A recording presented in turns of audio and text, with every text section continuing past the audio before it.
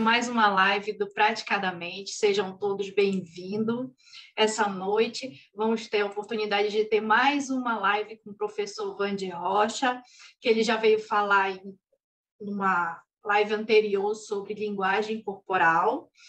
E hoje ele vai falar sobre psicanálise não verbal, né? O professor Wandy, ele é psicanalista não verbal. Ele é formado pelo Instituto Brasileiro de Psicanálise Clínica, bacharelado em psicanálise pela Uninter, Universidade Internacional, especialista em leitura corporal e idealizador do método LCB, Leitura Corporal Não Violenta, que foi justamente a live anterior que ele deu. Membro consultor do Comitê de Combate à Violência contra a Mulher, da OAB Campinas, autor de 21 livros, consultor de jornais e emissoras de televisão de expressão em todo o país, empresário e congressista internacional. E hoje ele vai trazer um assunto bem interessante, que é justamente a psicanálise não verbal. E eu passo a palavra para o professor Wandy, que nos conte mais sobre isso, professor. Muito obrigada pela presença. Gratidão. Vocês estão me ouvindo bem? Só para confirmar. Nós vamos estabelecer uma conexão entre os termos iniciais. Eu adotei psicoanálise e não psicanálise a princípio, psicoanálise não verbal, mas por que psicoanálise? Para aqueles que conhecem a história do primeiro encontro de Jung com seu mestre Freud, o primeiro encontro presencial, depois que eles trocaram cartas durante muito tempo, Jung propõe o termo psicoanálise, ao que Freud retruca, dizendo que psicanálise era um termo mais que iria pegar melhor, é um termo mais audível. E, embora eu não siga especificamente a linha junguiana, eu compartilho do pensamento dele de que é possível agregar e ir além, e que não é, de fato, o que foi o motivo, inclusive, da ruptura dos dois, a panaceia de colocar outras técnicas, outras vertentes para agregar valor na psicanálise. Dizem até, se Freud fosse vivo hoje, ele não seria mais freudiano, ou seja, ele teria ido além, assim como Lacan foi, etc, etc. Bom, então o termo psicoanálise é um tributo a Jung e não verbal. Mas espera aí, como assim? Psicoanálise não verbal? Quer dizer que ninguém fala no setting psicanalítico? Não, não é isso.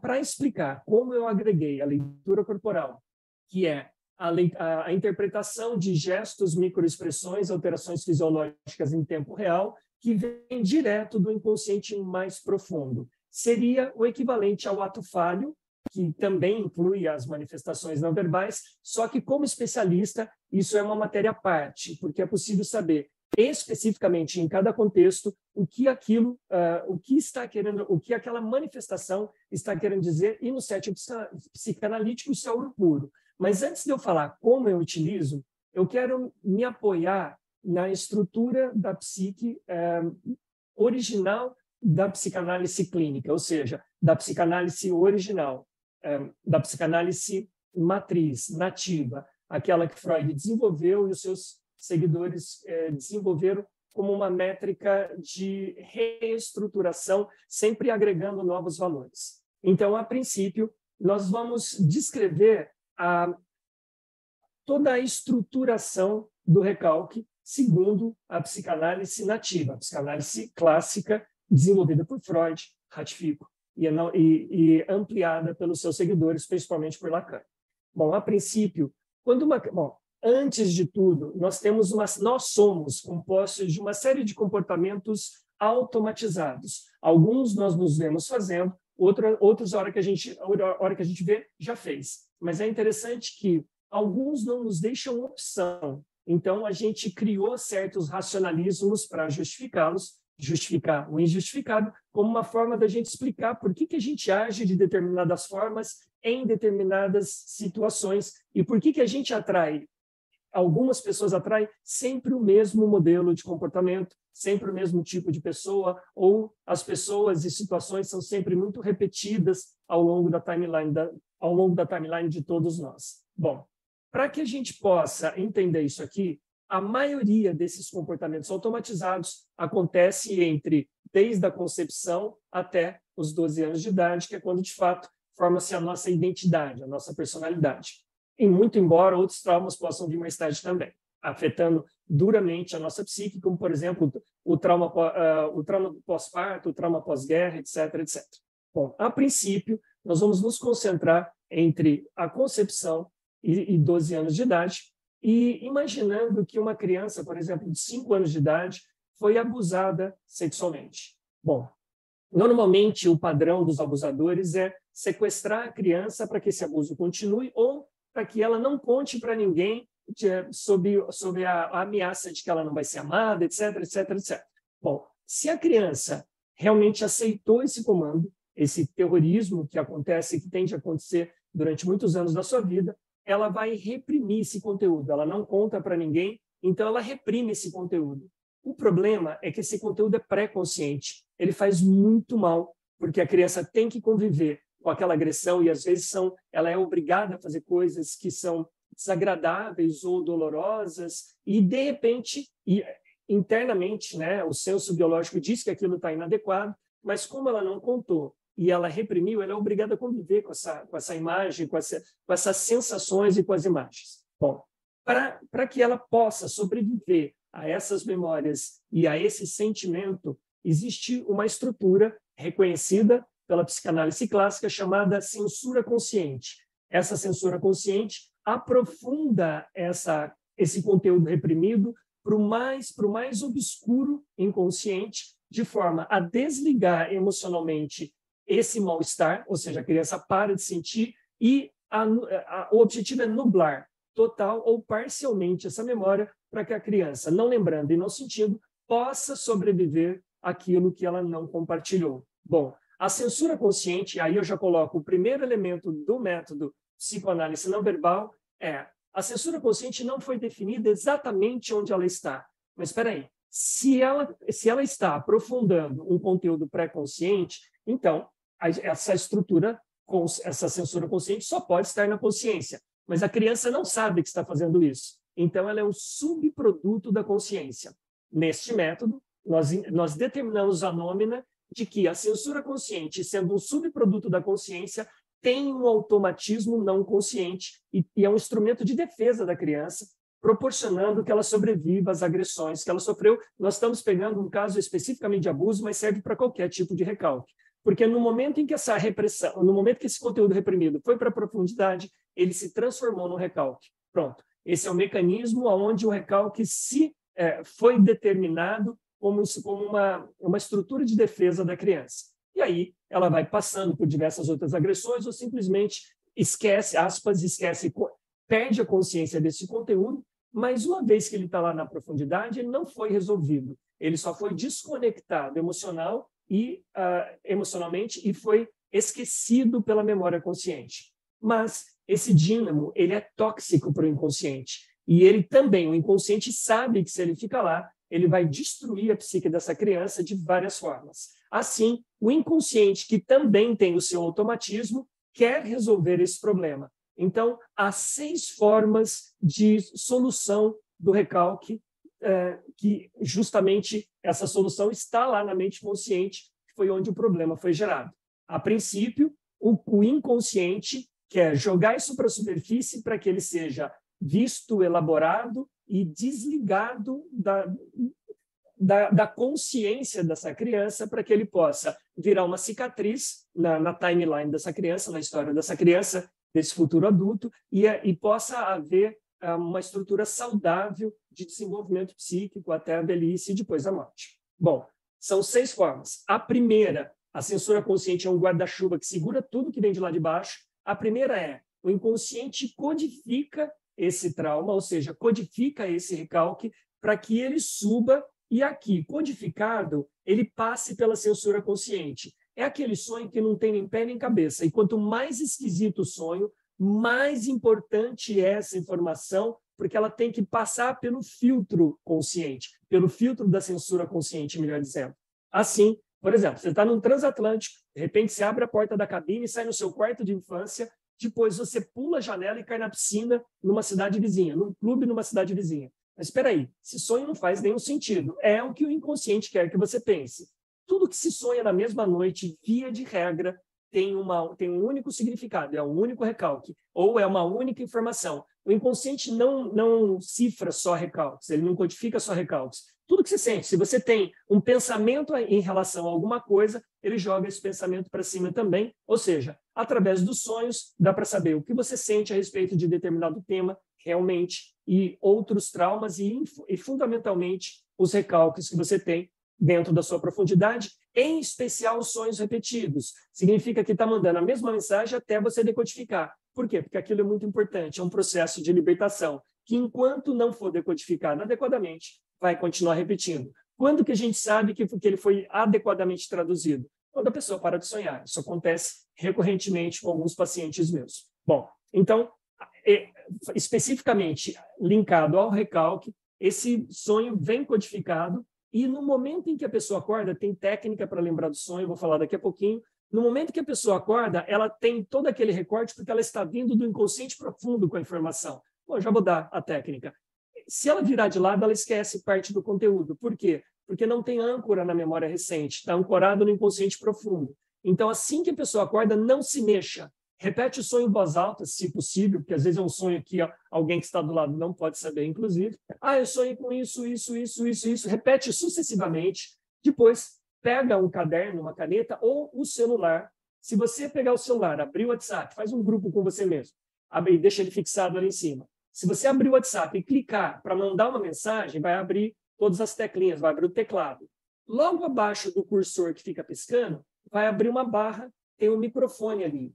Clica no microfone, tudo que você falar vira palavra. A dica é, esse microfone ele é muito fidedigno com o que você fala. Alguns aplicativos de bloco de nota não são tão efetivos e copiam umas palavras, transforma a voz em umas palavras esquisitas. Esse do WhatsApp é extremamente efetivo. Então, você clica para mandar mensagem, clica no microfone e fala, eu sonhei com isso, e aí você leva para a sua psicoterapia, para o seu psicanalista. Quando todos os meus pacientes trazem os seus sonhos para mim, pacientes que não sonhavam começam a sonhar, a gente estimula a esses sonhos virem para a superfície em timelines específicas, e esses sonhos são ouro líquido. Tudo que a gente vai procurando no setting psicanalítico, conversando com a pessoa e aprofundando até chegar no recalque, o recalque vem pronto para a gente. Ou seja, não só ele, ratifico que muito conteúdo vem, inclusive os recalques. Ou seja, os sonhos economizam dinheiro no setting psicanalítico porque reduz o número de sessões para que a gente vá à procura dele. Não, então, assim, os tratamentos são rápidos? Não. Nós somos uma coleção de recalques temáticos buscando ajuda. Só que tem aqueles mais traumáticos e limitantes e aqueles menos. Mas a gente é uma coleção. Acredite, psicanálise, se você começar hoje e for até o final da vida, você não para de achar novidades.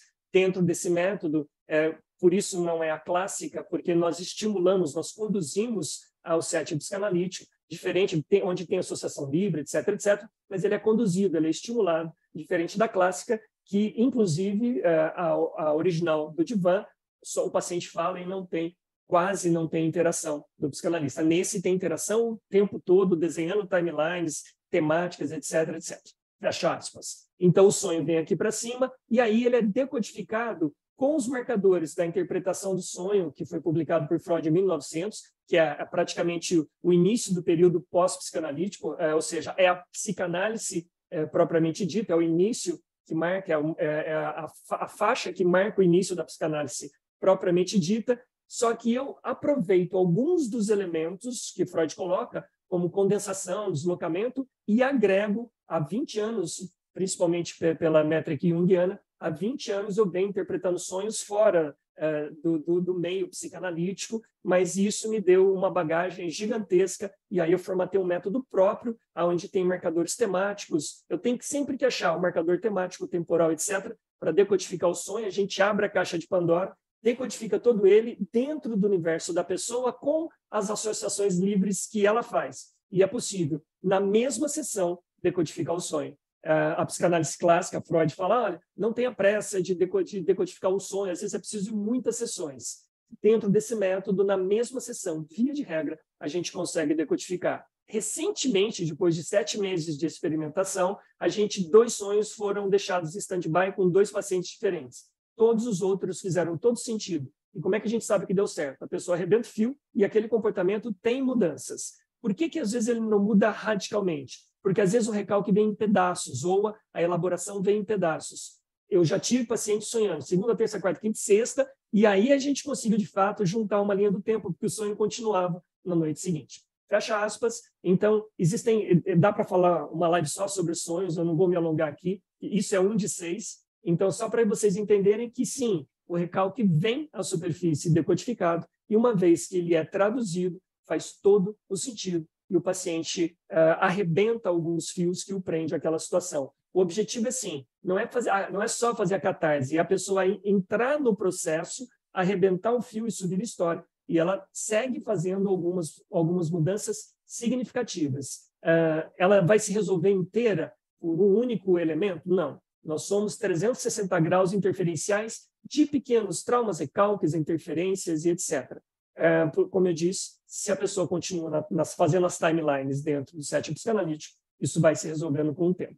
Fecha aspas, então, o primeiro é o sonho, o segundo são os atos falhos. O que é um ato falho? É uma coisa que a pessoa fala e depois tem que explicar, tem que racionalizar, justificar o injustificável. Mas tu é chato, hein? Não, mas olha, então a gente vai lá com o Pedro é o vizinho. Peraí, por que o Pedro apareceu nessa história? Ato falho é alguma coisa que você fala e que não deveria ter falado, como chamar o seu cônjuge pelo nome do ex. Então, alguma coisa aconteceu que isso veio para a superfície e é o recalque sendo inadequado, pedindo ajuda. Lembre-se, sempre que o recalque sobe para a superfície, ele não é um auto-boicote, ele não é uma forma de te constranger, ele é um pedido de ajuda. O inconsciente o coloca para cima para que você o veja, o entenda, arrebente o fio, ele vira história e você faz novas escolhas a partir de então. Bom, vocês vão entender melhor isso quando eu falar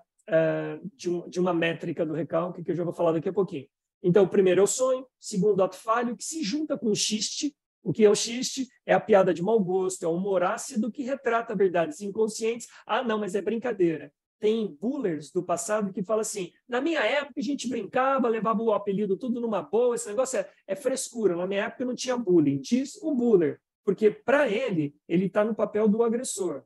Quem sofreu bullying, eu sofri, e eu posso dizer que não existe a gente leva na brincadeira. Bullying é um xiste disfarçado de recalque do abusador, porque copiou o abusador e está reproduzindo, e ele tem que justificar que é brincadeira, que eles tomou o apelido também, está tudo certo.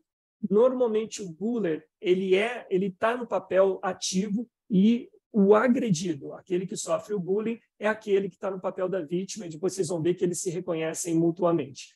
Fecha aspas, então, sonho, atos falhos e xistes são duas formas de expressão que retratam verdades inconscientes. Então, sabe aquele cara que perde o amigo, mas não perde a piada?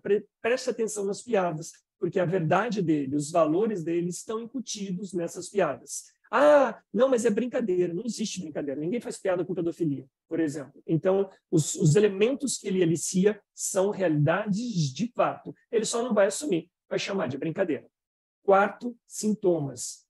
Os sintomas, eles se manifestam, alguns sintomas se manifestam em situações muito específicas, como quando você vai para a casa de alguém e tem uma alergia violenta, ou como quando você está conversando com alguém e vem uma tosse seca violenta, ou como quando chega um determinado período do ano, do mês, do dia, de uma estação específica ou de um trabalho específico que você faz e que algum sintoma acessa a sua consciência e não há nenhuma explicação. A psicossomática, via de regra, traz, inclusive, qual é o padrão emocional, e não dá para confiar fidedignamente, porque eu acredito que isso tem que ser colocado no universo de cada indivíduo, mas a psicossomática dá bons apontamentos de qual recalque ou qual pensamento está vinculado a cada um desses sintomas. Eu estudei a psicossomática, por isso eu posso falar com propriedade, vinculando ao método psicanalítico, aonde na tradução do sonho, por exemplo, assim como na psicossomática, você tem que encaixar no universo de cada pessoa, para não ficar uma formulazinha de bolo geral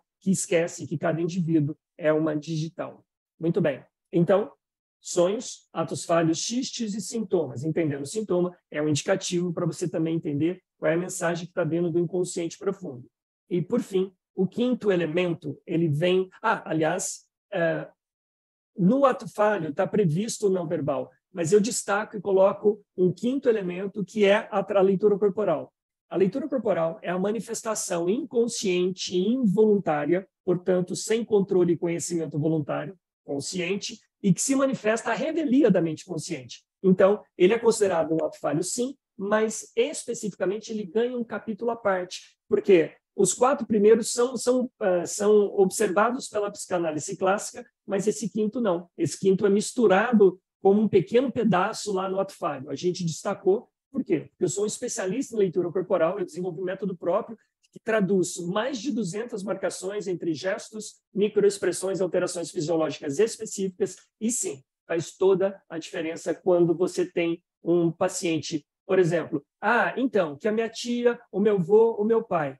Opa, dedo médio é agressividade ou agressividade barra ou, sinto muito, agressividade ou sexualidade. No olho, eu não quero ver. Então, o que você não quer ver em relação ao seu pai? Tem a ver com tem a ver com sexualidade ou agressividade? Então, fale mais sobre o seu pai. Pronto. Às vezes a pessoa cai em cima de um recalque. Fui lá abusado pelo pai. Eu já tenho pacientes, inclusive no plural, que já foram abusados por familiares, inclusive por pai, biológico. Não era padrasto, não. Então, quando vem uma manifestação dessa, pare. A pessoa, por exemplo, às vezes você está investindo muito num determinado ponto e o paciente começa a coçar o olho com o dedo médio. Pô, ele está chateadíssimo. Então, por que esse assunto te incomoda? Não, mas não me incomoda. Aí você fala, normalmente fala, olha, você coçou o olho com o dedo médio quando eu falei isso.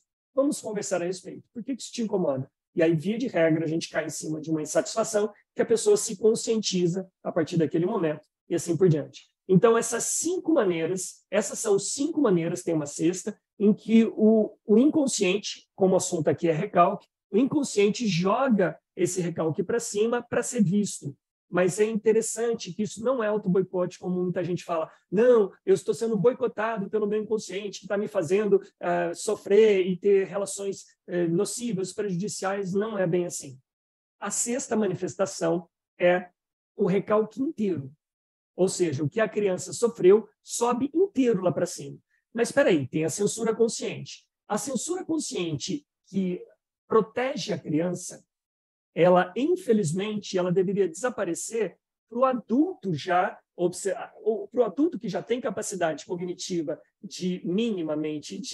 deveria ter capacidade cognitiva de autointerpretação, pudesse resolver esse problema. Mas, infelizmente, não. Vou pôr uma aspa aqui. Nós temos, segundo algumas vertentes, 5 milhões de anos de existência enquanto humanoides no planeta. Há 1 milhão de anos apenas surgiu o sistema límbico, quando a gente começou a enterrar os nossos mortos e criar aldeias e sociedades. Há apenas 500 mil anos surgiu o neocórtex.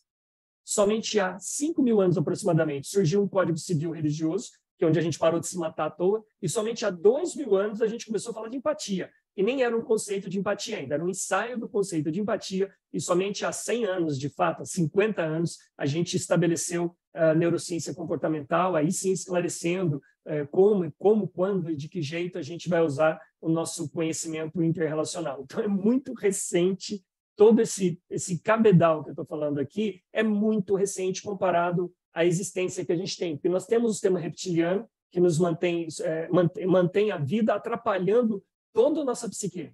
Porque a hora que a gente fica cego de raiva, a gente liga o sistema límbico, o sistema das emoções, lá no reptiliano. Aí é fuga-luta. Então, assim, não adianta a gente romantizar de que nós somos capazes de nos elaborar psiquicamente sem muita ajuda. Não, a gente ainda não é. Eu tenho 58 anos e somente há 2 anos, de fato, graças à psicanálise em especial, eu comecei a desenvolver uma percepção que me fez, inclusive, avançar um pouquinho na metodologia proposta por Freud originalmente. Fecha aspas. Então, a sexta forma de manifestação, eu já vi que tem comentário aqui, eu só vou terminar essa explanação, depois eu vou para as perguntas, acredito que seja interessante a gente deixá-las para o final, inclusive. Fecha aspas. Então, o recalque sobe inteiro para se manifestar na superfície. Mas espera aí, a censura consciente não vai deixar, porque o instrumento de proteção da criança é um instrumento de interferência da evolução do adulto. Mas olha que interessante, nômina deste método também. O recalque, o inconsciente, disfarça o recalque de consciência. Por isso, ele consegue subir e a censura consciente deixa, porque ela reconhece como consciência, porque ele foi codificado como consciência. Só que tem um problema. No momento que ele vem aqui para cima, nós, seres conscientes, achamos que nós somos isso. Afinal de contas, é consciente. Só que são comportamentos inadequados. Se a criança foi abusada, vamos lá, mais uma aspas. Eu sinto muito por tanta aspa assim, mas ela é importante. A criança abusada, ela conhece todos os códigos do abusador. Cada micromovimento, o cheiro, a química que cada descarga emocional produz uma química específica. Por isso o bicho sabe quando a gente está com medo, porque a gente tem hormônios específicos que fazem quebras metabólicas que geram calor, a gente transpira uma química específica daquela descarga hormonal, que é diferente da raiva, que é diferente das outras emoções. Então, a criança sabe os marcadores. Vou dar um exemplo. Já lhe ocorreu olhar assim uma pessoa andando na rua e pelo jeito de andar, você fala, nossa, meu amigo de infância, ele anda daquele jeito. E não importa que passou 30 anos, você vai lá e é o seu amigo de infância. Pois é exatamente o que acontece com a criança que decorou, que alinhou psiquicamente todos os marcadores. Nós somos uma sociedade polarizada. Se existe o abusador, existe o abusado. Se a criança foi abusada, o abusador será eternamente reconhecido. Como?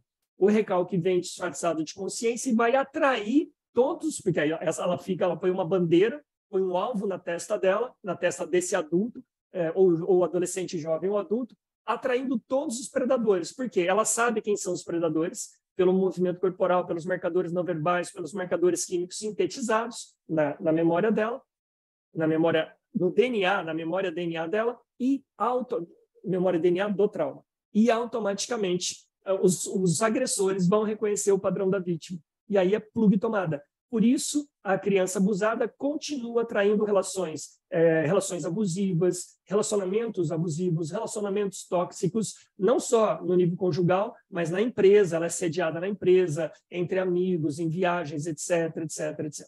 Ou seja, essa criança, mas isso é um auto-boicote? Não, é um pedido de ajuda. O recalque vem, obriga o adulto a reproduzir o que a criança sofreu e atrair os predadores que pegaram aquela criança desprevenida para que o adulto possa entender que esse psicodrama nada mais é do que um pedido de ajuda para que o adulto entenda, acolha, entre, disseque, arrebente o fio, isso vira história e o adulto segue fazendo outras escolhas. Porque algumas sexolatrias, assexolatrias, ouso dizer, são o recalque, que é um dínamo químico que obriga a pessoa a transar compulsivamente. E aí o que a gente faz? Como a química obriga, então ela racionaliza. Ah, não, eu gosto de sexo. Não, eu tenho meu marido, mas sexo é outra coisa. É só sexo mesmo, é só prazer. Então ela racionalizar é justificar o injustificável.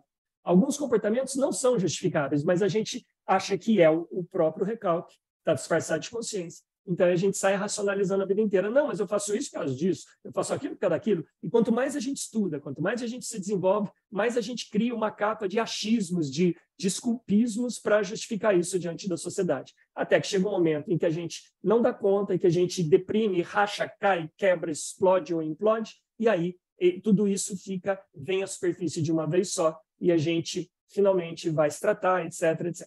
Quem consegue. Então, toda a estrutura que eu falei até agora são pedidos de ajuda. As 6 manifestações do recalque que o inconsciente agilmente joga para a superfície é simplesmente para que a gente entenda, e uma vez que a gente entende, isso arrebenta o fio, porque a gente acolheu, vira passado, vira uma cicatriz na linha do tempo. Estou repetindo isso para fixar na mente de vocês que isso é um pedido de ajuda. Então, eu desenvolvi, inclusive, uma técnica, porque eu faço muita timeline. Todas as pessoas que vêm para mim, eu faço timeline específica de relacionamentos, de amigos, de inimigos, de traumas, de negativos. De acordo com o elemento, a gente faz uma visita desde o mais antigo, passando por todos e vai arrebentando o fio. Assim, eu uso uma técnica que também nomina deste método, que se chama dissecação de recalque, que eu já vou explicar. Assim, eu abro qualquer memória. A gente está abrindo memórias de estupro, que a pessoa só tinha assim, eu estava abaixado atrás da cerca e não tinha mais nenhuma memória, nada. Ela sabia que tinha algo errado ali. A gente entrou, abriu a cena e ela não abriu só essa, ela abriu aos 8 anos de idade, depois aos 12 e aos 15. E aí ela se lembrou de toda uma timeline que estava esquecida na cabeça dela. Então, sim, é possível abrir qualquer cena, por isso eu faço timeline. A gente entra, abre, porque, segundo este método, comentar sobre a timeline desabafa, mas não elabora. Por quê? Porque fica na superfície do comentário. Por quê? Tá tudo desligado emocionalmente. Então, tem que ligar emocionalmente de novo, para a pessoa sentir. Depois que ela sente, aí a gente desliga. O que é desligar? É fazer 360 graus da cena. 360 graus interferenciais, não tem mais para onde ela fugir. Aí ela sente, arrebentou, isso vai embora. E ela já começa, na mesma semana, a ter alguns comportamentos diferentes. Eu tenho uma pessoa, uma cliente, a JC, com sexolatria, e 40 anos, casada, com filhos, uma dama da sociedade, e que transou com 600 homens. Ou seja, ela tinha que fazer. Ela falou, eu tenho que fazer, senão eu fico louca. E assim, não tem nem prazer de fato, eu tenho que ir lá e fazer. Alguma coisa me manda fazer, eu faço. E a gente está há 7 meses, arrebentando os fios, a gente fez toda a timeline dela, desde os abusos iniciais, que foram pavorosos, e depois de cada uma das relações que ela teve, até que há 2 semanas atrás, ela narrou que ela sentiu o impulso, aí ela entrou em contato por WhatsApp com alguns homens, e aí, de repente, fez assim, ó. Sinto muito. Ela olhou e viu quem era ela e quem era o recalque. Pela primeira vez, ela falou, não sou essa vagabunda. Eu sou uma mulher de respeito, eu tenho filhos, eu tenho marido. Eu não sou essa vagabunda, eu não sou essa mulher que faz essas coisas. Eu tenho os meus valores, que são, inclusive, religiosos e bem alicerçados. E pela primeira vez em 40 anos, ela não transou. Ela não cedeu.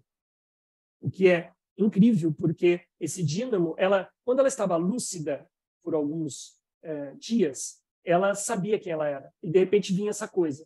Então, pela primeira vez, ela viu. E o trabalho que a gente fez de enfraquecer o recalque não eliminou, mas mostrou para ela. Ela conseguiu dissociar da própria identidade. Aí ela viu que era um recalque disfarçado de consciência. Não era a própria consciência dela. Então, é importante dizer que na timeline, quando a gente vai arrebentando esses fios, a gente enfraquece o dínamo e aí ele é visto. Quando ele é visto, aí é mais fácil de trabalhar, porque aí a gente sabe que a timeline está sendo efetiva. Às vezes, só de arrebentar a cena original já é o suficiente. Tem a dissecação do recalque. Tem uma paciente em especial que apagou. Ela tinha uma sexualidade muito complexa. E a cena estava muito apagada. Ela sabia que ela estava numa cama e sabia que tinha algo errado. Só, mais nada, não tinha mais nada. Ela na cama, sabendo que tinha algo errado. E ela tinha 10 anos de idade. E a gente foi trabalhar a dissecação do recalque. Não dá também uma live só sobre isso, mas para aqueles que talvez perguntem, eu já estou escrevendo um livro, já está protocolado o método, mas assim, na minha apresentação, tem que fazer outra aspa, sinto muito. Na minha apresentação foi colocado que eu sou bacharel em lato sensu em psicanálise. Eu sou bacharelando. Eu faço parte da 2ª turma da Uninter. A primeira turma vai receber a nota do MEC esse ano, da Faculdade de Psicanálise. Para quem não conhece, psicanálise é um curso livre reconhecido pelo CBO, do Código Brasileiro de Ocupação do Ministério do Trabalho. Então, eu tenho a formação pelo Instituto Brasileiro de Psicanálise Clínica, que me autoriza a trabalhar. E como eu vi, eu estava fazendo mais uma faculdade de filosofia, na Anhanguera, e aí, quando eu vi que abriu a faculdade, o curso lato sensu de psicanálise, é minha área. Agora eu me tornei um psicanalista para o resto da vida, e tudo que eu fiz agregou como ferramenta. Então, eu sou um psicanalista não verbal, e, obviamente, eu estou fazendo o primeiro ano de psicanálise, vou terminar a faculdade, aí vou fazer projeto científico, mestrado, doutorado, nesse método que eu estou desenvolvendo. Mas, até lá, eu vou publicar um livro demonstrando como fazer esse método de fato. Como eu tenho 7 meses de experimentação, nos últimos 6 meses, no segundo semestre do ano passado, eu atendi uma média de até 65 pacientes por semana. Foi uma média de 1.200 horas aproximadamente, mais de 1.200 horas nos últimos 7 meses. E isso fez com que eu formatasse de maneira ostensiva e tivesse muito case para apresentar. A questão nem estou alimentando o canal porque eu quero focar no livro mesmo. O objetivo é ver as exceções, porque a gente sabe que todo protocolo, se ele não for exaustivamente depurado, ele vai trazer imperfeições. Por exemplo, na minha análise de sonho, que ela é mais efetiva, inclusive, do que o método original da interpretação de sonho de Freud, ele é muito conservador, eu já sou um pouco mais junguiano nesse sentido, a gente consegue decodificar. Mas nessa semana em especial, pela primeira vez, depois de mais de 1.200 horas de decodificação de sonho, inclusive dentro dessas 1.200, teve 2 sonhos que se locou. Peraí, isso não faz sentido. São 2 sonhos que a gente não conseguia ligar no universo da pessoa, a gente deixou em stand-by, ou como fragmento, ou alguma coisa que vai ligar, ou um sonho que subiu, só um fragmento. Que assim, a pessoa, quando ela anota, ela tem que anotar o sonho inteiro. Se ela anotou um pedaço, eu lembro mais ou menos, esqueça, não analise. Porque, assim, cada pedaço é importante porque é uma informação inteira, é como se fossem palavras. Se você tira uma palavra, não significa nada. Então, a gente desconfia nesses 2 cases que o sonho não subiu, que a pessoa só trouxe um pedaço dele. Se trouxe um pedaço, realmente não vai fazer sentido nenhum. Por exemplo, a pessoa está aqui de pé, e aí tem um espelho lá do outro lado. A pessoa de pé com o espelho lá do outro lado mudou o significado. A pessoa de pé com o espelho em cima dela mudou o significado. A pessoa de pé, e você não falou que o espelho estava lá do outro lado, mudou o significado. Então, tem que ser todo ele. Aí a gente consegue decodificar. Fecha aspas. Sinto muito as aspas sobre aspas, é que eu estou ainda fazendo uma reestruturação mental para caber dentro do tempo aqui, por isso é que eu estou formatando. Voltando, então, na dissecação do recalque, teve uma paciente em que ela tinha só a cena da cama, mais nada. Então, como funciona? Vou dar linhas gerais, não dá para falar todo o método, não dá tempo, mas a censura consciente, lembra, ela está apagando o recalque, está lá na profundidade e ela não deixa esse recalque subir de jeito nenhum. Não deixa a pessoa sentir e não deixa a pessoa, em algumas situações, não deixa ver quase nada. Para dissecar o recalque, eu preciso de uma fresta, tem que ter uma ínfima memória, nem que ela seja um pedacinho. Nesse eu tinha a criança de 10 anos, a criança deitada na cama, a gente nem sabia a idade. Bom, então, como que se disseca o recalque? Nós vamos acrescentar elementos adjacentes à cena, e aí tem um jeito específico para fazer, para a gente deixar a censura consciente maluca. Ou seja, que dia da semana que era? A pessoa vai falar X. Ela sabe que dia que é? Não importa. A gente vai preencher a cena com um monte de coisa. Assim, a censura consciente vai querer apagar, porque está aparecendo coisa naquela cena que não pode. E se sem querer a pessoa acertar, a censura consciente sabe, ela vai ficar maluca. Então, a gente vai acrescentando elementos na cena, assim, cada vez mais elementos, texturas, cheiros, etc., até que chega uma hora que a censura, ela explode, ela esgota a energia. E aí, abre a memória. Essa criança, essa senhora, essa jovem senhora, no momento que a gente estava dissecando o recalque, que a gente foi abrindo a cena, aí tem uma série de armadilhas que ela coloca, enfim, e nós vencemos as armadilhas, chegou a um determinado ponto que a cena abriu, ela falou, peraí, eu estou vendo, eu tinha 10 anos, eu estava com o pijama assim, tal, na cama assim, ela abriu a cena, e ela, peraí, minha blusa está levantada, peraí, tem alguém olhando debaixo da minha blusa, eu estou acordando, peraí, eu vi, estou vendo um vulto. Gente, é de arrepiar. Esse vulto, depois a gente abriu toda a cena, era o pai dela, que abusou essa menina durante 5 anos. E ela pagou tudo. Ela não lembrava de nada da infância dela. Por quê? Imagina se o pai biológico, ela foi abusada pelo pai biológico durante 5 anos. Aí ela lembrou de cenas, enfim. E é curioso que a estrutura dela, a psique dela protegeu de tal forma, ela foi uma dor indizível. Vocês fazem ideia do que foi isso para essa paciente. E aí ela foi devidamente amparada, arrebentou o fio e ela entendeu a sexualidade dela. Ela finalmente entendeu a sexualidade dela. E aí esse fio foi puxado e ela foi realinhando na linha do tempo e isso mudou radicalmente a vida dela, mas radicalmente. Ela se reinventou a partir disso. Obviamente, depois disso tem todo um processo de acolhimento, assim, tem toda uma solução de continuidade, mas arrebentou então, o fio 22 horas, o dínamo perde força. Ufa, que deu tempo. Nesse caso, mas em alguns casos, como da sexolatria que eu citei há pouco, ela ainda ela vê, isso vem, a sombra, mas pelo menos ela sabe que ela não é. Então, ela já sabe o que é uma coisa e o que é outra. Então, essas 6 formas de manifestação e as técnicas sobrepostas e adjacentes faz com que eu trabalhe condutivamente, por isso que não é a clássica, não é a psicanálise clássica, eu conduzo linhas do tempo específicas, temáticas, abrindo essas cenas com a dissecação do recalque, e isso tem feito toda a diferença no setting psicanalítico. A ponto, tem um vídeo no canal Psicoanálise _ não _ verbal, e também Vande _ Rocha _ Vande WANDY, depois eu peço para o pessoal colocar nos comentários. No canal tem um vídeo explicando tudo que eu falei aqui, só que de uma forma didática. A gente foi para estúdio, tem as bandeirinhas aparecendo, os nomes e tal. E, assim, essa explicação, ela deixa claro nos comentários, porque aí eu peço para os meus pacientes darem depoimentos nos comentários desse vídeo. Tem no Facebook também, tem alguns canais. E é interessante que eles comentam. Primeiro, eu só atendo online, pessoas de todo o Brasil, algumas pessoas de fora. E atendendo somente online, é esse setting, é esse modelo, não há diferença nenhuma entre o atendimento online e o presencial. O resultado é o mesmo. Por quê? Porque aqui eu estou num estúdio, então eu tenho textura aqui atrás, eu tenho uma iluminação específica, eu trago uma realidade que põe a pessoa na minha frente. E eu tenho, como eu sou escritor, eu tenho algum talento de dramatizar, então eu trago a pessoa para dentro do setting psicanalítico. Então não tem diferença nenhuma entre o presencial e o online neste método em especial. Ufa!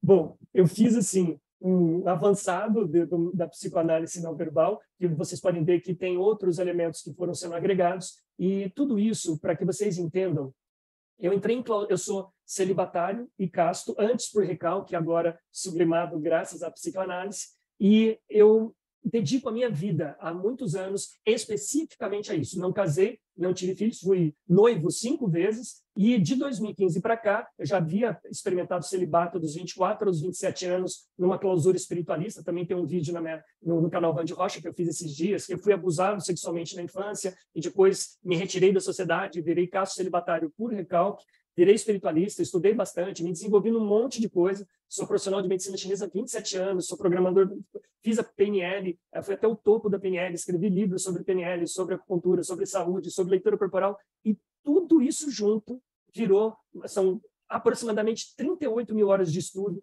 desde os 24 anos de idade, que deu essa bagagem para que eu pudesse desenvolver essas pequenas ferramentas. Porque senão parece muita pretensão. Quem é você para avançar a psicanálise?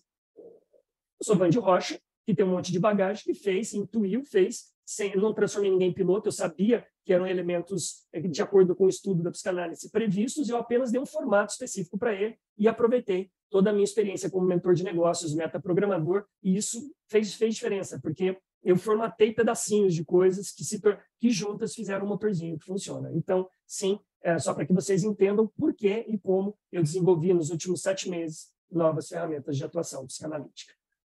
Então, eu abro para perguntas e deixo a Márcia conduzir a partir de agora. Eu sei como é que a gente faz. Eu estou com o meu chat aberto aqui. Como é que eu faço agora, Márcia? Excelente, viu, Vandy? Olha, o Irmo deixou aqui uma pergunta. Dá para você ler aí? Se você quiser ler, assim eu não preciso ficar vindo pertinho, assim, eu fico mais na cena. Você se importa? Eu nunca sei falar o nome William Reich. Ok. Tá?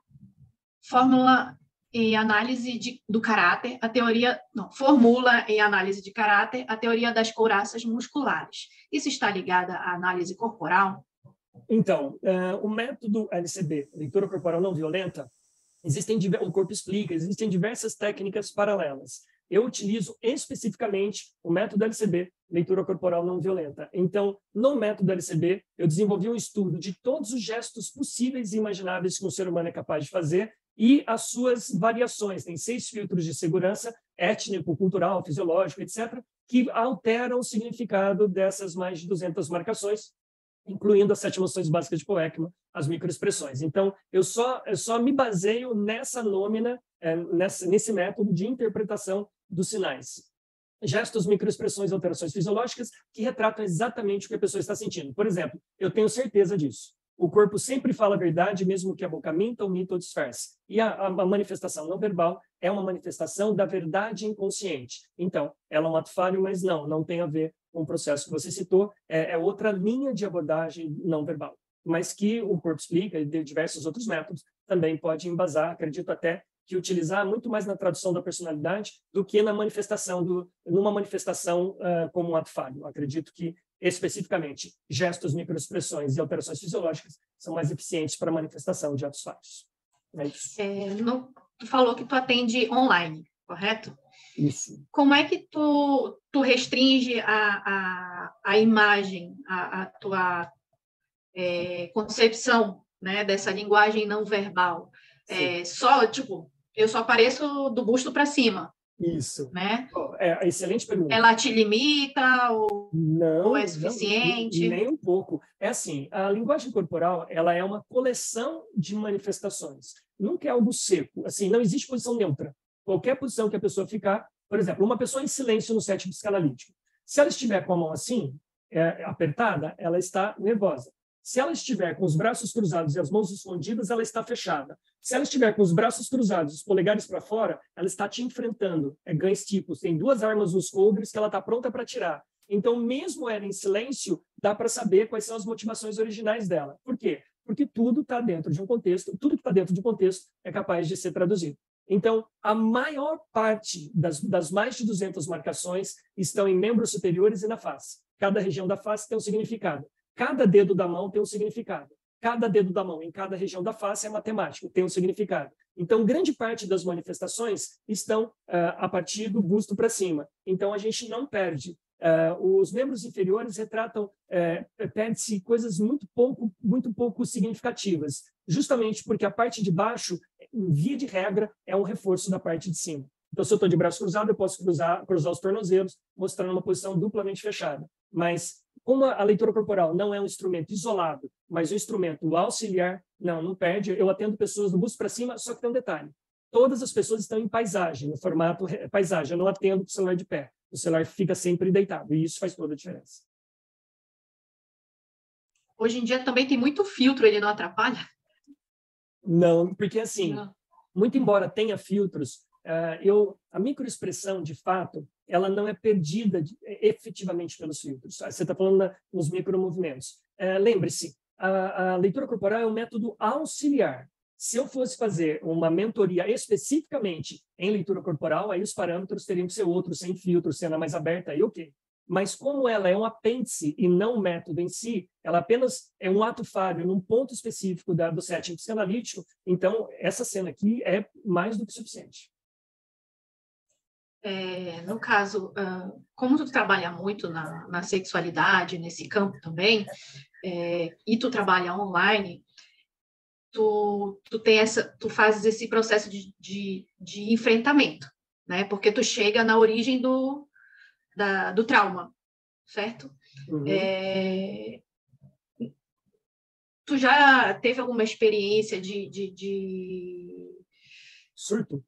Um surto, ou tipo, ficamos por aqui, ou uma consequência depois, eu não dormi, eu tô muito mal, aí te ligaram no meio da noite, alguma coisa assim?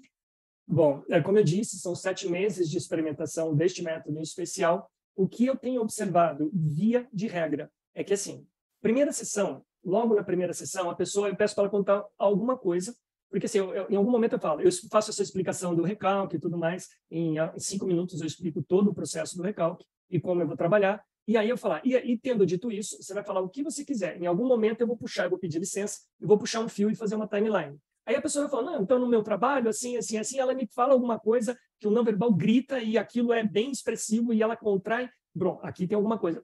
Com licença, posso puxar um fio? Aí eu puxo um fio em relação àquele tema. Digamos que seja tema relacionamento. Aí eu vou puxar um fio e vou falar, como seus pais se conheceram? E aí vão puxar toda a ascendência.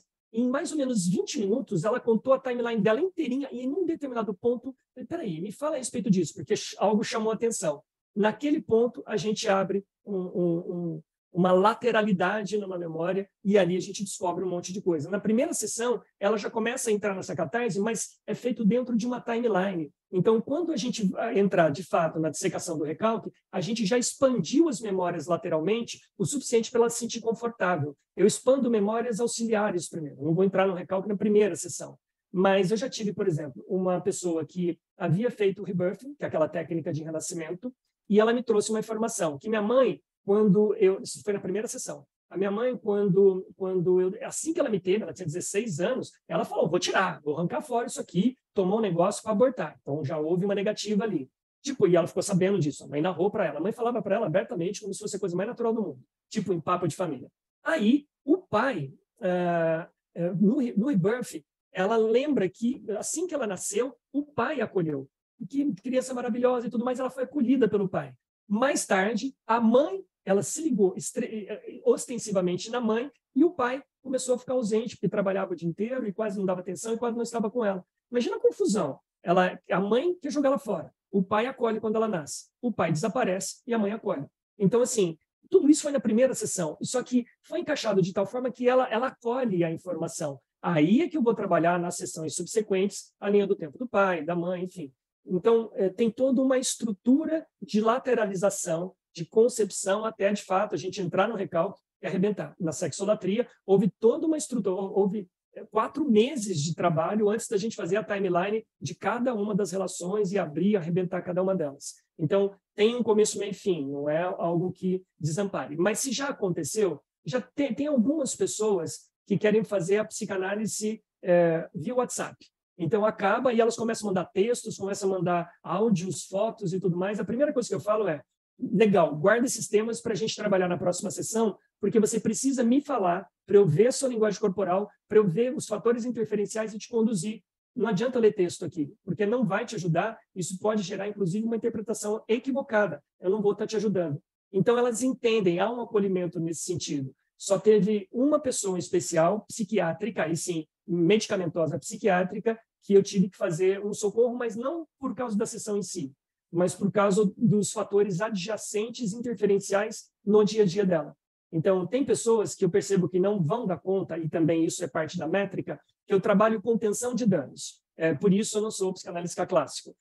Eu sou mentor, eu já tenho experiência como profissional de medicina tradicional chinesa, mentor de negócios, metaprogramador neurolinguístico. Eu tenho várias expertises e eu trabalhei no teto de cada uma dessas expertises. Então, tem algumas pessoas que eu faço contenção de danos para que ela, muito fragilizada na empresa, muito fragilizada no relacionamento, eu dou algumas metaprogramações, algumas técnicas e explico. Isso não é psicanálise. Nós só estamos fazendo contenção de danos para você estabilizar, para a gente, de fato, entrar na ferramenta. E essas ferramentas são muito efetivas. Então, uma vez que elas estabilizam, aí a gente volta na linha do tempo e aí segue-se a termo. Então, o método que eu explicitei aqui, ele tem muito, por isso eu vou escrever o livro, porque é tanta coisa para eu falar, que eu falando básico aqui pode suscitar dúvidas como essa, que são bem pertinentes, você tem razão. Dá vários livros, né? Porque Nossa, conteúdo... é assim, o universo me concedeu a visão. Então, eu tive uma visão, mas foi uma visão de estrutura, não sei explicar. Sabe quando vem todo o organograma, que uma coisa vai ligando na outra assim, e veio aquela coisa gigante, e conforme eu fui atuando, essas coisas foram encaixando em... E aí eu vi todo o trem. Então, até eu me conscientizar disso, por isso as 1.200 horas. Imagina, eu tive uma agenda de 65 pessoas por semana. Assim, é insano, assim. E assim, são filmes de terror. Você imagina, eu não me alimento de nada negativo. Minha vida inteira eu não assisto nada denso. Se o filme tem palavrão, não assisto. Não assisto nada que não seja erudito, que vá agregar valor. Então, tipo This Is Us, coisas que enaltecem, coisas que agregam, coisas que são inteligentes. Imagina que, de repente, eu vejo vários filmes de terror. E é curioso, eu estava preparado. Então, eu estava realmente preparado. E quando eu entrei, tudo aquilo fez... Tá, não vai dar tempo, mas eu desenvolvi a terapia analítica contra-transferencial. A gente faz contra-transferência, tem as nossas catarses, a gente vai se virar com essa informação. Eu descobri que dá para a gente se reconduzir com a dissecação do próprio recalque. Então, a pessoa tem, aí você caminha junto com ela, aí você se reequilibra, termina a sessão e aplica a dissecação do recalque e você abre a cena. Foi assim que eu abri os meus abusos na infância. Eu falei de uma live disso esses dias, ontem, no meu canal, no Band Rocha. E foi assim que eu abri o meu abuso. Eu entrei no abuso e fui arrebentando os fios. Por isso que eu digo que eu sublimei o meu celibato e minha castidade. Porque antes estava altamente recalcado, eu não tinha noção de que estava.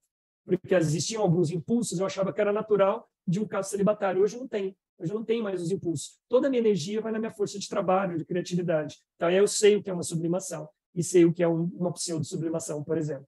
Então, isso foi graças a essa estrutura que veio e que permitiu que eu fizesse terapia junto. Costumo dizer que a terapia é gratuita. No set psicanalítico eu sigo junto, porque, de alguma forma, isso fez sentido. E quando dá resultado, o que fez sentido vira uma ferramenta. Acho que a ideia é essa. Olha, tenho alguns parabéns aqui, muitos parabéns, gostaram muito da didática, a apresentação. A Deia deixou aqui uma pergunta, Claro. se já houve... Nesse período, tu já fez um atendimento em relação a narcisismo. Eu espero que eu tenha feito direito a pergunta. Já houve, Sim. nesse período da técnica, o atendimento de narcisista? Já. E assim, eu tenho um case maravilhoso. Eu fiz a dissecação do recalque, temática, e era uma narcisista infantilizada. Ela não só era narcisista, como tinha... Sabe, aquela coisa totalmente infantilizada, mas era assim, era muito, chamava muita atenção. Então, a primeira coisa, eu espelhei a infantilidade dela, que era um mega do instrumento de manipulação e de suavização, de coisas terríveis que se fala com jeito e voz de criança, e eu percebi que essa criança era temática, junto com a narcisista, que assim, ela definiu o que cada filho, quando ia casar, quando não ia, o que usar, o que não ia, tudo. Mas a narcisista controlando abissal, assim, totalmente. Era a rainha das narcisistas do mundo. E aí, agora está com 7 meses de sessão, já me odiou bastante, inclusive, e pela primeira vez, ela desmontou a voz infantilizada. Ela tem, assim, um trejeito, mas a criança foi embora. Entendeu? Aquele jeitinho infantil foi embora. E ela se viu narcisista. E ela falou, eu quero não ser narcisista. E não é medicamentosa, inclusive. E quando ela falou isso, ela foi negociar, foi fabuloso. Eu dou risada porque, assim, é de alegria. Ela foi negociar com a nora. Ela falou assim, olha, eu gosto muito de você. E você sabe que eu amo meu filho, assim, de um jeito doente. Ela falando para a nora. E eu quero ir com meu filho no shopping para comprar um presente para ele. Mas eu tenho ódio que você vai junto. Por quê? Eu não sei, eu não queria sentir, mas eu tenho ódio quando você vai junto, porque é o meu filho, é o meu momento com o meu filho e você está atrapalhando o meu momento com o meu filho. Porque eu sou neurótica quando se trata do meu filho, dos meus filhos. Então, eu quero que você me ajude, mas que você me deixe escolher o meu filho, porque quando a gente vai, eu fico odiando, porque parece que a gente fica disputando. Imagina, ela falou isso para a Nora. A Nora falou, que bom que a senhora falou isso, porque agora que eu sou mãe, eu sei o que a senhora está passando. É terrível, dói dentro da gente. Você acredita que elas foram juntas e conseguiram negociar? Então, assim, aconteceram uma série de outras coisas. Então, assim, 7 meses desmontou uma narcisista a ponto dela, eu sou isso é recalque, e o recalque dela tem toda uma história. Então, sim, ela se viu. Ela não se libertou, mas ela sabe que ela é narcisista e ela já conseguiu resultados práticos em liberação de alguns padrões. Mas, assim, isso é coisa para muito tempo ainda. Ela sabe que é binoclinho. A gente olha na linha do tempo, é bem longo. Uma vida de comportamento inconsciente não se muda do dia para a noite, mas foi uma evolução considerável, né? Considerável. Por isso que eu dei risada, foi de alegria quando ela me falou. Mas, olha, lembre-se que o recalque está vestido de consciência. Então, ela acha que ela é. E ela tem que racionalizar, justificar o injustificado. Quando ela se destacou, ela falou, nossa, e aí como é que eu faço? Eu só sei viver assim. Aí ela foi desmontando. Mas o fato do perfil infantil ter ido embora foi fabuloso, foi muito bom. Virou a chave também. O Isaías está aqui perguntando como está sendo a eficácia desse teu método. Na tua visão, está tendo, tipo assim, 100% de eficácia? Estou tendo resistência com alguns, mas a gente está trabalhando, o período médio de resultados é X. Como é que está a tua avaliação? Vamos lá. Tem um perfil que não deu certo. Quando eu digo perfil, significa mais de uma pessoa. Tem a pessoa que é... Sabe aquela pessoa que tem explicação para tudo?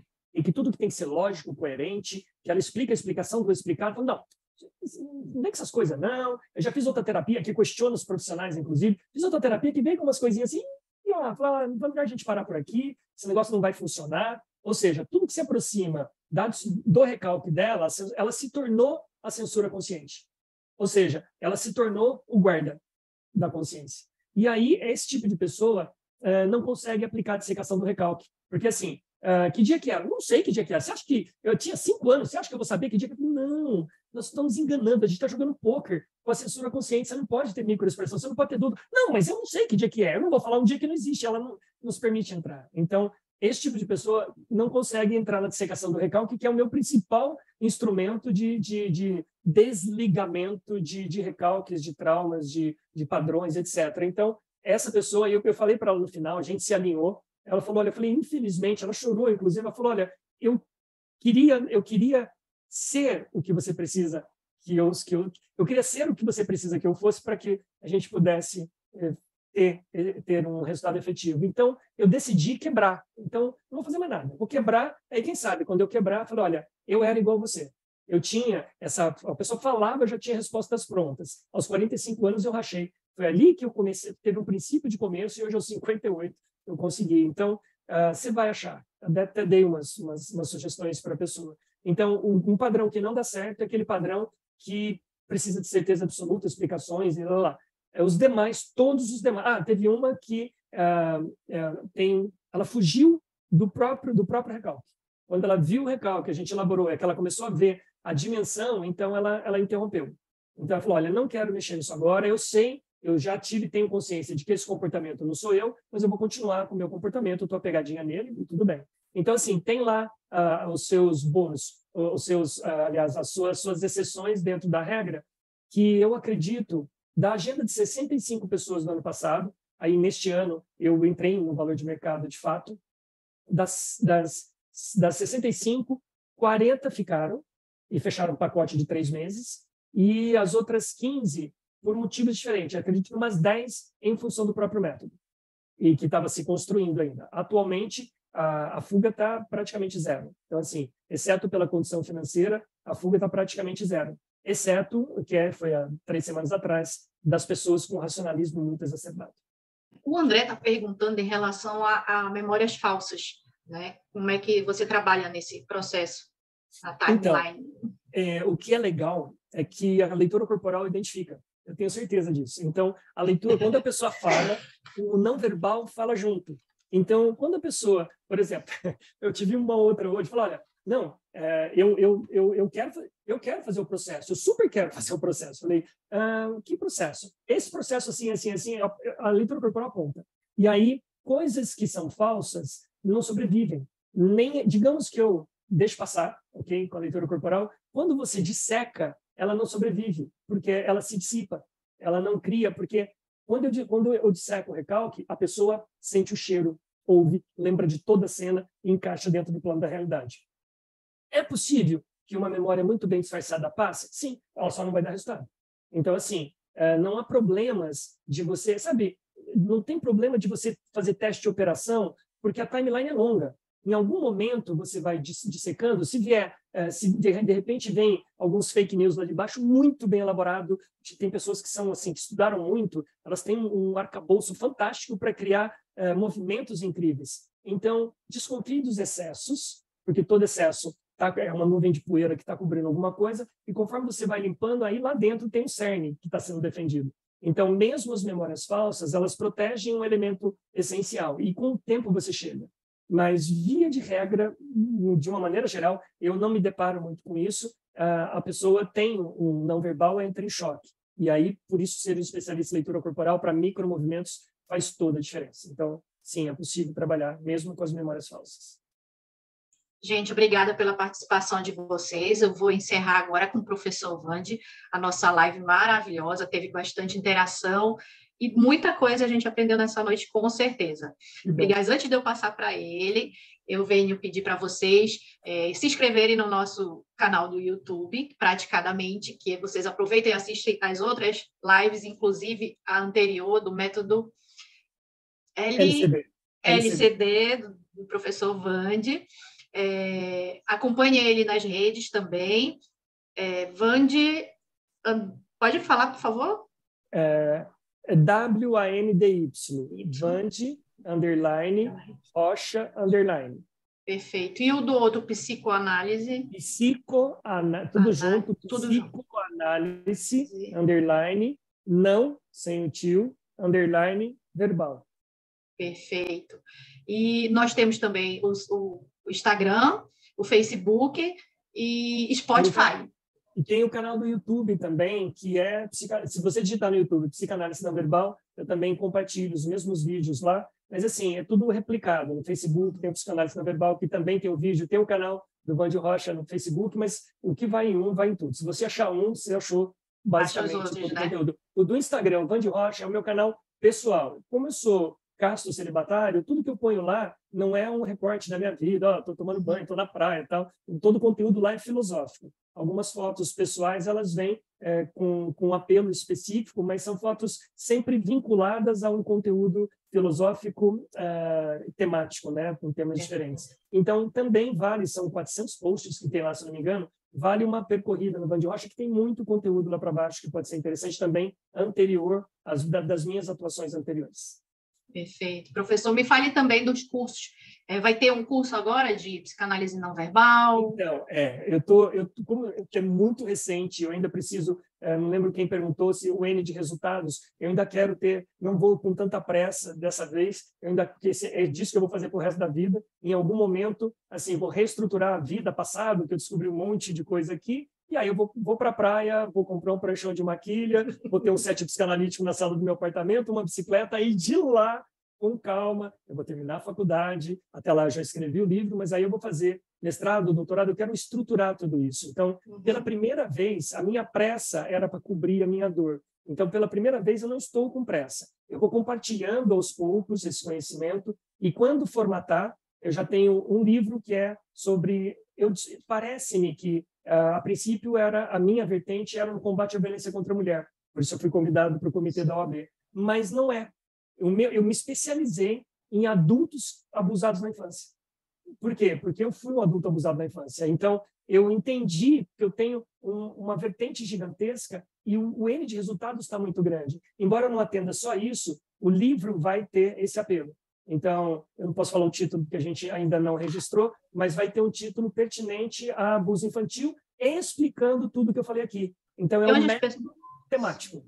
Desculpa lhe interromper. Onde as pessoas têm acesso aos seus livros? Onde podem comprar?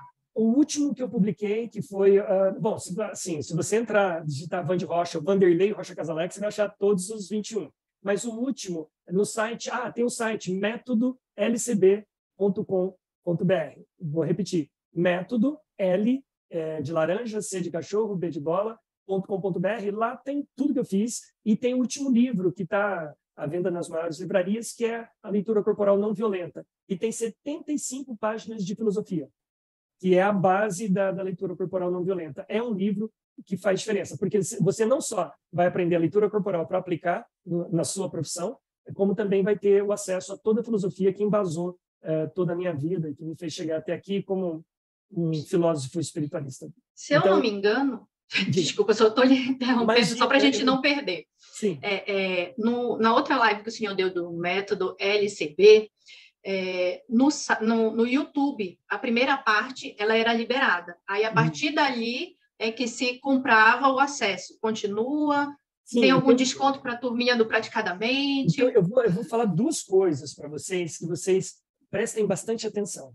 Esse método, o método completo, a gente, desde a Black Friday, eu tenho negociado que a gente tem investidores, né, que ajudaram a fazer a gravação e tudo mais, então parte do produto é nosso, parte é dos investidores. E a gente negociou desde a Black Friday o curso completo, que tem Manual da Mentira, que tem liderança, que tem são 21 horas e mais um livro que está dividido em apostila, que é o mesmo conteúdo do livro, não a mesma diagramação, dividido em apostila ao longo de todo EAD na Hotmart. O valor original é R$ 1.997. E desde a Black Friday, a gente pediu para subir um pouquinho por mês. Então, Black Friday, depois Black de Natal, depois a Black de Ano Novo, agora Black de Carnaval. Tá? De 1997 por 12 de 78,40. Alguma coisa assim. Ou 790 à vista. Então, esse AD, e detalhe, o acesso é vitalício. Então, é um estudo perene, enquanto só se a Hotmart desaparecer. Mas aí a gente vai criar uma solução no futuro. Mas é vitalício o conhecimento e tem quase 50 horas de análise de vídeo para você treinar, de vídeos polêmicos que a gente não põe na mídia, porque a gente não quer fazer, dava para polemizar, mas a gente não faz esse tipo de estudo. Então, a minha sugestão, para quem quer a formação completa, para saber tudo que eu sei de forma treinável, dá para fazer o EAD.